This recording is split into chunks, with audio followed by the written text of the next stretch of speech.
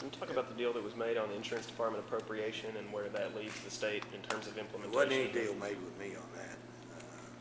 I read in the paper where there was a deal, and I know there's some people saying there's a deal.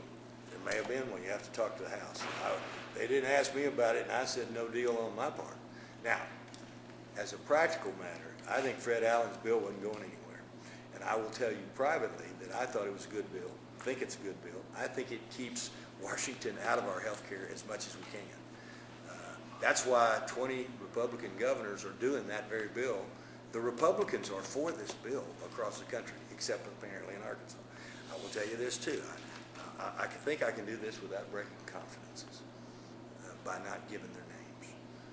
But a significant number of the people that railed against the bill, the Republicans in the House that railed against the bill, have told me privately they know it needs to pass and it's a good bill, but their people don't understand it, and they will kill them if they vote for it.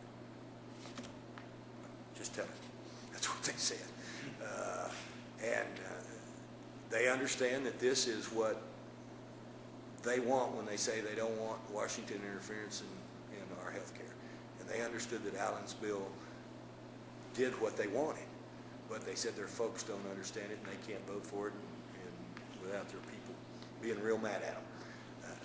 And that's, they're elected, that's their right.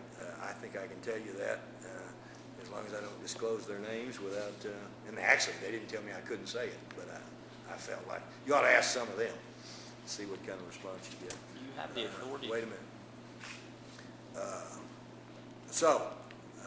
I didn't think that bill was going anywhere. In fact, I told that committee when it didn't pass the first time, there were a bunch of freshmen on there that were mad because a couple of more senior Democrats didn't vote for it. And I said, and they wanted me to talk to the committee, I said, I'll be glad to talk to them, and brought several of them. Several of them came down, all of them didn't, but I don't know, there were 6 or 8 of them that came to my office, and I said, don't pass it. If it causes you grief, don't pass it. You tell the people the truth. This bill maximizes Arkansas's control and minimizes Washington's control. But if they don't believe it or if they don't trust it, in fact, we even put an amendment on there. A Republican loved the amendment. I don't mind saying it, isn't it? John Woods put it on there. John Woods came down to my office and he had a suggestion. I told you this yesterday. Told you this yesterday. John Woods came down and I think he understood the nature of it. And I said, I've got an amendment that makes everybody feel better that says if federal health care is declared unconstitutional, this is all null and void, because that was the big argument. Why do we have to do this? It's probably going to be declared unconstitutional. And then you don't have to protect us from Washington. And I said, we got an amendment that does that. And John Wood said, well, you need to add something to it. And I said, what's that? He said, you need to add if Congress overturns it too. I said, fine. So the amendment that got put on there said it's all null and void if it's declared if federal health care is declared unconstitutional, or if Congress overrules it. So that was in there. And then I told the committee, I said, it's up to y'all. So I didn't think that bill was ever going to pass. I thought it should.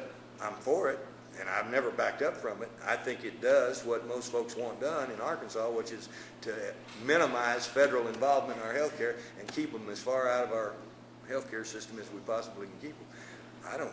I'm certainly that way. But that bill failed. But in terms of an agreement, not with me, I wasn't any party to that. And I don't think it made any difference. I think there's some people saying that. We got Roby and then one more and then we got to go. I like this. You trying to shut me up. Hey, he wants to keep going, so He's got you have the authority. You have the executive order authority to move this health insurance exchange program forward, but you said you're not going to do it. Why not?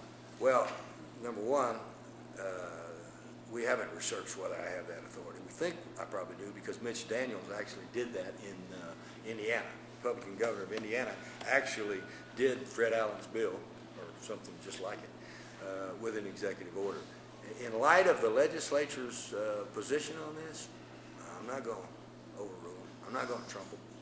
You said at the beginning of this session that you thought there'd be a spirit of bipartisanship, and you didn't think there would be some partisan squabbling to the extent that we've seen in Washington. Yet there have been some partisan squabbles in the House. How is it in the House? How is it compared to what you expected? much more than I expected. The partisan squabbling in the House was much greater than I thought you'd see. You know, you guys, some of you are in the business of writing columns from time to time, or editorializing. Some of you are in the strict news business, but you all do your analysis according to your opinions in due course.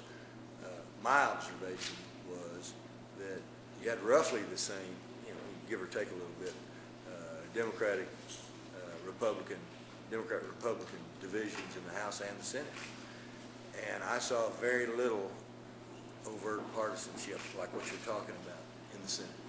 You see it once in a while, but relatively little. Not anything I thought out of the norm.